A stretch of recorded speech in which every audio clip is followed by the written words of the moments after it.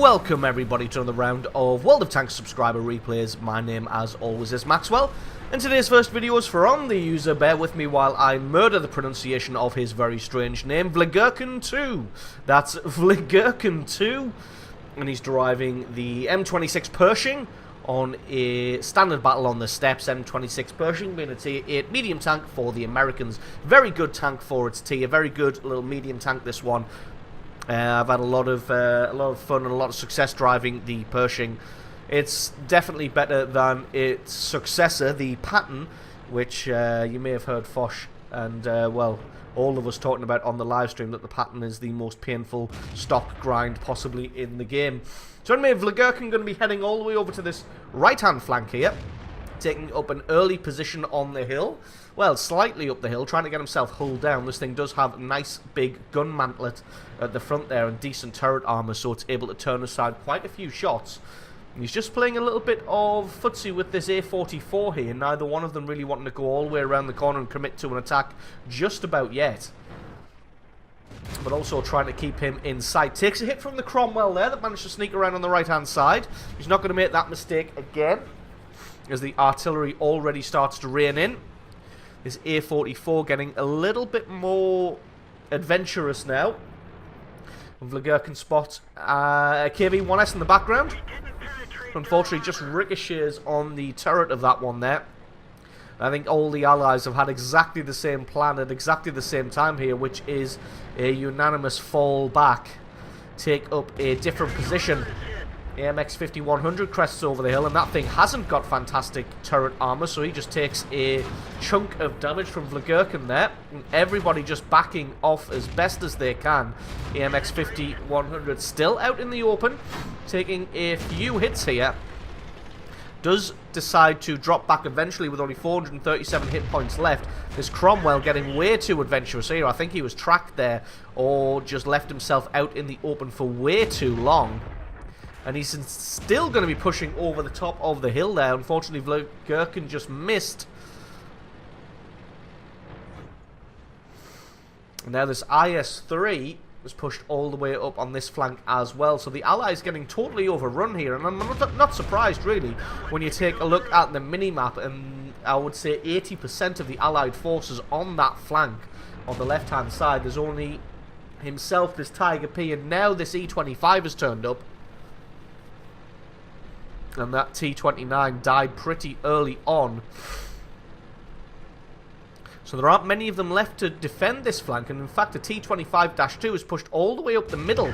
And he's going to be having a mooch around inside the base here, trying to find who he can to have a shot at. But it looks like Vlgurkin's in a lovely hull-down position here.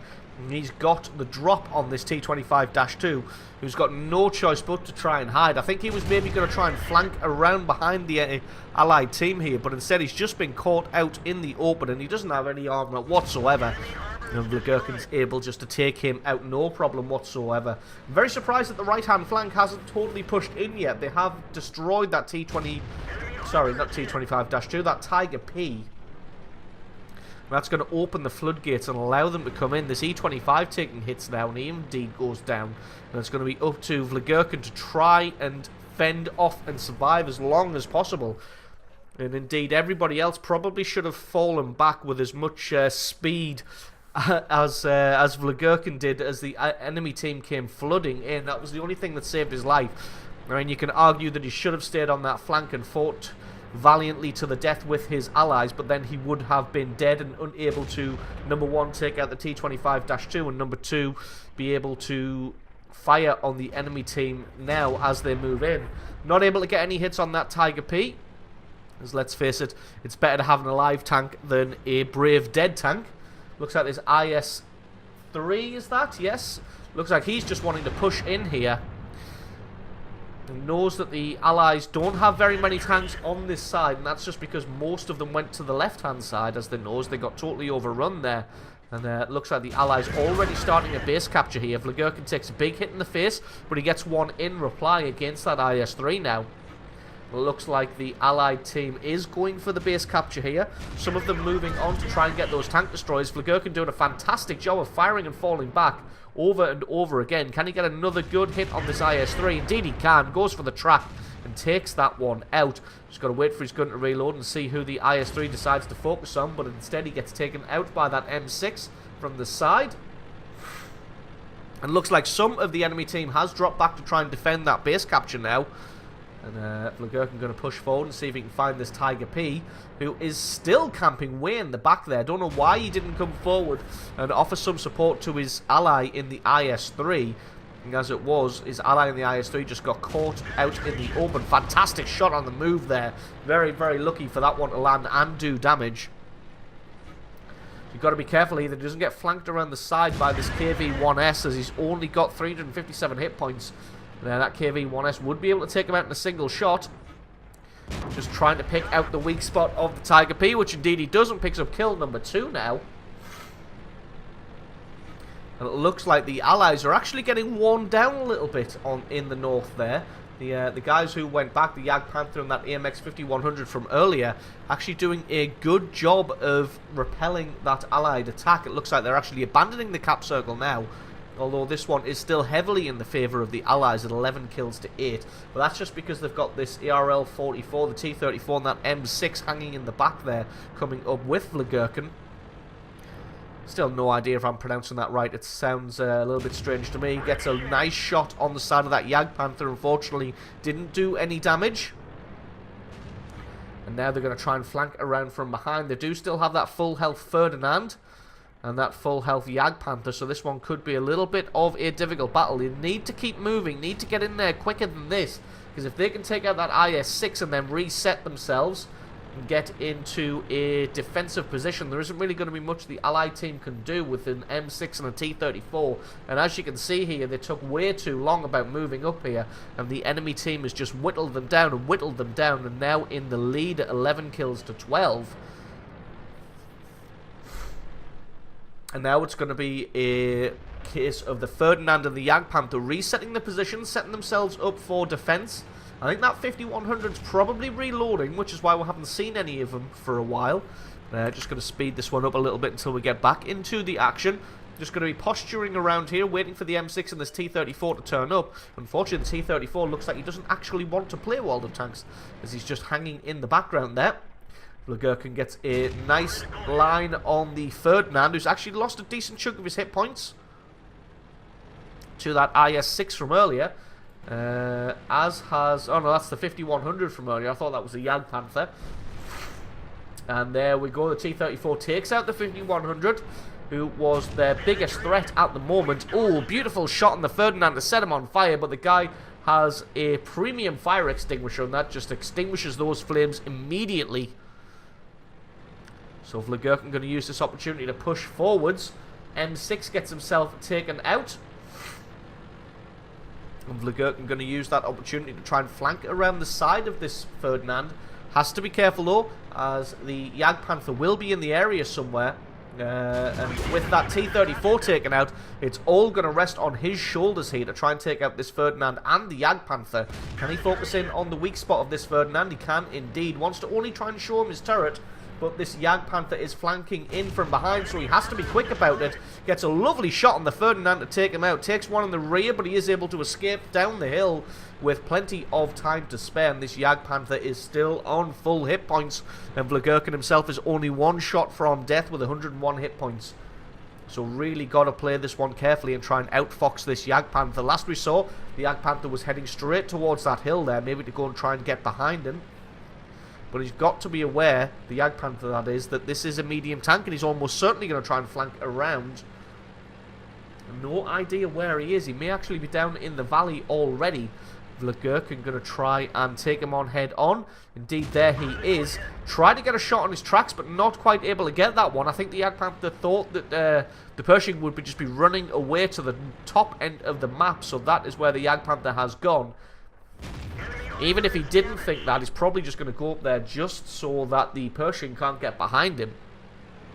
And to be honest, in this situation, He's in a good hold down position, but to be honest, in this situation, what I'd do is probably just abandon this this little fight and just go and start capping the base, and that's going to force the Jagdpanther to come away from that red line at the back there, and make him come and get you. And it looks like maybe that's what Vlogurkin has decided to do, or he might just drop around and try and come at him from the side. But it looks like that Jagdpanther's decided to abandon his position anyway and come on the attack. Can he crest over the hill just in time to take him out? No, he can't. Hits the ground and Vlogurkin gets the killing shot and kill number 4 and almost 5,000 points of damage. So absolutely awesome little ending there from Vlogurkin and his M26 Pershing, winning the game for his team, taking on that Ferdinand and that full health Jagdpanther. So absolutely awesome replay from you. Thank you very much for sending that one in. Don't forget to stick around, because as always, the score screens and another game are coming right up.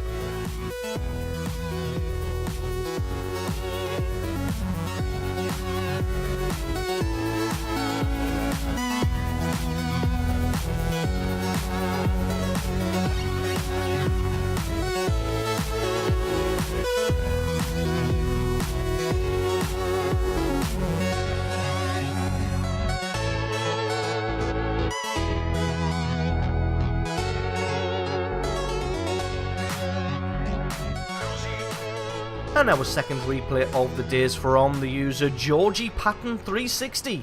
That's Georgie Patton 360, and he's driving the ELC AMX on a standard battle on the Arctic region. ELC AMX being a tier 5 light tank for the French. The one with that tank destroyer-esque turret, where it only rotates a few degrees to the left and a few degrees to the right. So this thing isn't fantastic at circling and destroying enemies, but it is fast. It has a very low profile, good camo rating, and it is able to perform as a light tank very, very well. As you can see, Georgie Patton going to be heading to this little bush here in front of the lake and spotting anybody who decides to come down this big open field here instead of going to the right-hand flank. You see, spots out that SU-152 early on. Unfortunately, because the ELC AMX is so fast, nobody's really in position to capitalize on that intelligence just yet. This being a game without any artillery. But there we go, the SU-100M1 is able to take out the 152. And Georgie Patton exercising some good fire control here, not pulling the trigger himself and giving away his position. Does spot out a Hellcat and a Type, what is that, 64? Up on the North Ridge there. Georgie Patton going to head forward here. Nobody can really get shots on these guys, so I think Georgie going to be driving forward a little bit to see if he can get any shots on them. Gets a lovely angle on the rear of a T-44 there. Unfortunately, the accuracy of his gun letting him down a little bit, as that one just misses, but it looks like he either hasn't been spotted or that T-44 is concentrating too much on what's in front of him rather than what's behind him. And he gets a beautiful shot through the rear of him now. And this T-44 decides to drop back rather than pushing forward. But it looks like if he's not careful, this T-44 is focusing on this position now. He finally takes his gun away off target and starts to push forward. That's going to protect him from Georgie Patton, but not from the guys in front of him. So really, this T-44 caught between a rock and a hard place at the moment. He's pushed up a little bit too far, and he doesn't have the support of his team just yet. Georgie did get spotted out there, took a hit, but it only damaged his track there from that Type 64. So a little bit unfortunate for the Type 64 here.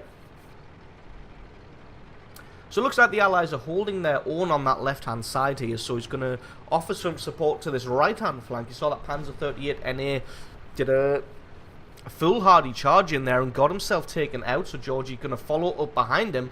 Maybe going to see if he can, well, I was going to say maybe see if he can go and try and find the artillery, but there is no artillery in this game. So just going to come up behind the defending enemy tanks here. Does find the Jagdtiger 88, who has nowhere near the traverse speed to be able to get a shot onto Georgie Patton here. And in fact, he's able to get himself away before he's turned all the way around. Drops down behind the drops down off the terrain to this lower section here. Just going to take control of the camera for a while so we can see where this Jagdtiger 88 is coming from. Looks like he's just full YOLOing for this ELC here. And Georgie Patton's going to have to be careful because he has a couple of heavy tanks to his right-hand side there. You can see the KV-4 IS-6 and that Churchill 7. And that Jagdtiger 88 still desperate to try and get a shot onto Georgie Patton there. And indeed, he's able just to get away scot-free with that little bit of damage through the side of that Jagdtiger 88. And indeed, kind of took him out of the battle for a while as he went charging off to try and get a shot onto him now. And he just is able to scurry away to safety. And he's going to just rinse and repeat and come back at the enemy team from the rear once again. As you can see, that Jagdtiger 88 holding to his position. So now Georgie Patton's got a beautiful shot on the rear of whoever he wants here. He's just letting his gun focus in on the back of that T-29. A little bit unfortunate that one bounced. This gun doesn't seem very accurate at all, even though he is spending plenty of time aiming. Don't think that T-29 was really paying attention as he just stays oblivious to the presence of this ELC now. Churchill 7 a little bit more aware, at least turns his gun onto target. And hopefully the Allies can make something out of this situation. Just trying to keep an eye on where that Churchill 7 is looking. His camo kicks back in, so he thinks it's probably time now to poke himself back out and try and get a shot on target. Churchill 7 has spun himself all the way around now, so if the Allied team can push forward, unfortunately they've still got the KV-4 T-29, that Jagdtiger 88 to contend with, and with that Churchill 7 focusing on this position, there's going to be no way that Georgie can get in there and do anything about it, so just decides to abandon his post now and going to head up towards the north. Actually going to spin around and see if he can maybe take out, maybe trying to make the Churchill 7 think that he's going to be heading all the way away, but instead just loops around, waits for his camo to kick back in, and then heads forward. Gets a lovely shot on the Churchill 7 there, who tries to have one in reply but misses. Long reload of the cannon on the ELC AMX makes this a difficult fight. T-29 comes steaming around the corner now and gets a massive, massive hit. Georgie just unfortunately misses that Churchill 7. Thanks to the speed he was driving, and again, he's going to have to drop down to the lower section here in an effort to try and keep himself alive. The T-29 decides that he's going to have to go back and try and take out the Allied team who are moving in on their position. This Churchill 7's having none of it, and he's going to try and come for this ELC. But the ELC is lying in wait for the Churchill 7 to make a mistake. Churchill 7 tries to flank around the side. And Georgie just going to keep moving here, not present an easy target for himself. Churchill 7 has his shot and misses. Georgie doesn't think he can get back up in time. Churchill 7 just decides to try and ram and take him out, but he gets shot in the face, and that is curtains for him.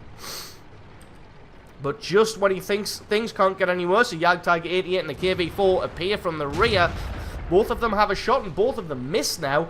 And Georgie Patton 360 going to use this opportunity, doesn't need an invitation, and he's going to run the hell away. Going to use this rock as cover here, and this is going to just delay these tanks here long enough for his allies to turn up. The SU-100M1, T-29, that IS-6 from the center of the map have arrived now, and they're going to be taking hits in the front. And you can see this Jagdtiger 88 again caught between a rock and a hard place. He can't turn to try and get Georgie Patton without presenting his side and rear armor to the enemy team, or the allies in this case, but he's doing it anyway.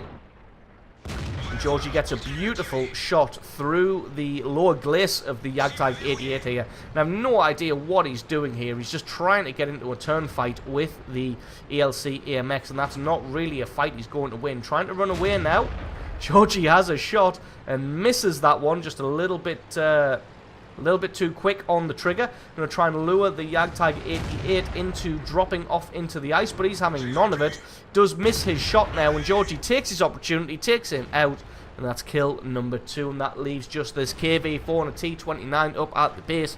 KV-4 desperately trying to reverse, but he is unable to make it out of there, and that just leaves this T-29 now, and Georgie Patton going to be heading up and flanking around behind him. This T-29's trying to duel with this IS-6. Looks like he may have the best of this one. Does have more health. Georgie takes a quick snapshot on the move and misses that one, unfortunately. Hopefully he can spend a little bit more time aiming this one and not miss. And the T-29 just rocking forwards and backwards, but he's going to take a shot in the side here. And this IS-6 going to be dueling with the T-29, but Georgie's got to be careful here. So as soon as that T-29 takes out the IS-6, that only leaves him with his SU-100M1, and he is determined to go for a base capture for some reason. And somebody just raging in the chat there for some reason. And the T-29 deciding to ignore this ELC. And that's not a bad choice so far, as he's only managed to land 1 damaging hit so far. Make that 2.